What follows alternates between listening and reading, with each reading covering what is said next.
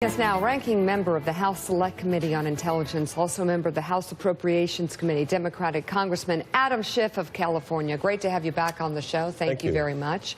So there's some stories about Michael Flynn that aren't sourced out completely. So I'd like to ask the question this way. He was interested in telling his story before. Could he add value, and in what way could he add value to the Bob Mueller investigation, do you think?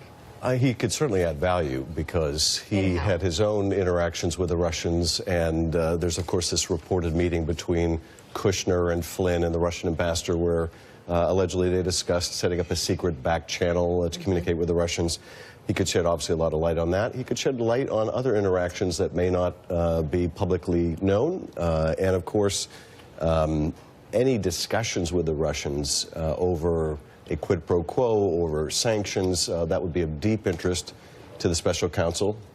If he knows anything about the Trump Tower meeting, that would be of deep interest. He, at one point, had asked for immunity in a very public way. And we haven't pursued that. Frankly, we want to make sure that we learn everything we can before we even consider such an extraordinary process. What are the chances he has nothing to add?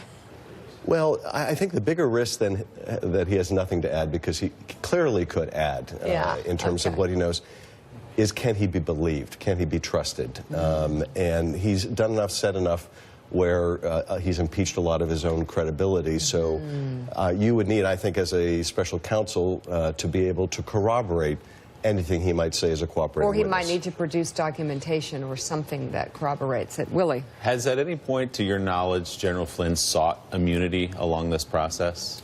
Well, you know, he or his attorney made a very public call for immunity early in the investigation. With us, it was never pursued, and perhaps because, frankly, it would have been, I think, rejected, you know, at the early stages and probably even at the later stages. Whether he made that request to Bob Mueller early in the process, we don't know. I think it is significant that they now have opted out of this joint defense agreement. That says to me that this is coming to a critical point where he's either going to face indictment or a plea, and there's an interest, at least, in a negotiated resolution that might include cooperation. That, I think, is a key development, means something is probably close to happening in that case. You spent a lot of your professional life as a prosecutor. As you've watched this played out, does General Flynn, along the way, has he made the moves, at least, of someone who was taking steps toward cooperating? You know, certainly not that we have seen publicly. The only step we've seen along those lines is the one we saw just very recently. There's been a lot of speculation because of the seriousness of the potential charges against him and against his son that he has every reason to cooperate.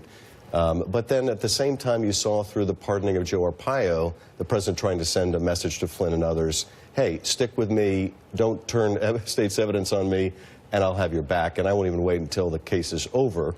The Arpaio case, of course, hadn't even reached sentencing yet.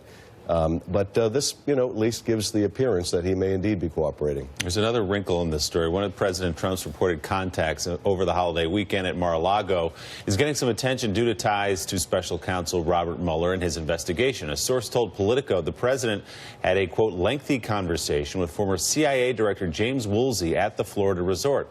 Woolsey was recently interviewed by the special counsel's team about Michael Flynn and an alleged plot to remove a prominent Turkish dissident from the U.S. and send him to Turkey.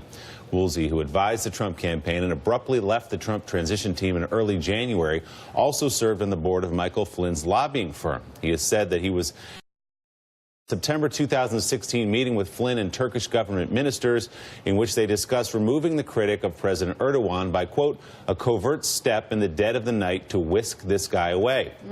A spokesman for Woolsey told NBC News last month the former director had been interviewed by FBI agents working for the special counsel about that meeting, adding that Woolsey and his wife had been in touch with the FBI even before Mueller began overseeing the Bureau's probe. As you read that story, Congressman, what would be the significance of James Woolsey, someone who's been cooperating with Bob Mueller's investigation, having a conversation with President Trump at Mar-a-Lago over the weekend? Well, you have to hope, although with this president, you can't really expect any norm to be observed, that they wouldn't be talking about the investigation. You know, the bigger question for me is, what's he doing at Mar-a-Lago? Why is he even there? Did he just decide that's a great place to vacation and I'm going to coincidentally go there when the president is? Or is he still seeking something from the administration that drew him there? So, you know, now there may be a completely innocent explanation for it, but it seems quite odd to me, given his centrality on that very serious allegation that Flynn might have been involved in a conspiracy to kidnap, that he would be showing up at that place and having conversations with the president or others, because, you know, that was the only reported conversation, but if he was there meeting with others that also have an interest in investigation, that would also be concerning. Or he could be a source of information about the investigation to the President of the United States. That's certainly true, too. What would James Woolsey be doing in Mar-a-Lago? Well, you know, it really is, to me, quite inexplicable. Former CIA director. Yeah. I don't know. You have to wonder what business there is still between Mr. Woolsey and the administration or those around the president. So who is on the roster of upcoming interviews for the committee this final month of the year? Well, a great many. There's an effort, I think, by the majority to bring in as many as possible to try to wrap things up as soon as possible.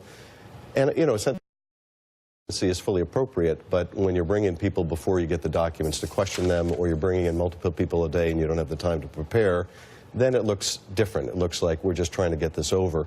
This week we have Jeff Sessions coming in, and the committee has also publicly now announced this morning that we're bringing Eric Prince in a closed open hearing.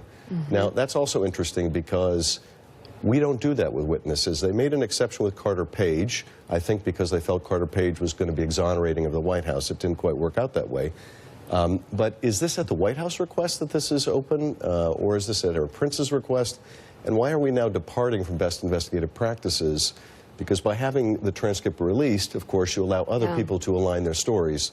They haven't shared with us any of the thinking or reasoning behind this, but a lot of inexplicable actions in the investigation recently. A lot of questions here. We'll have to have you back. Congressman Adam Schiff, thank you very, very much.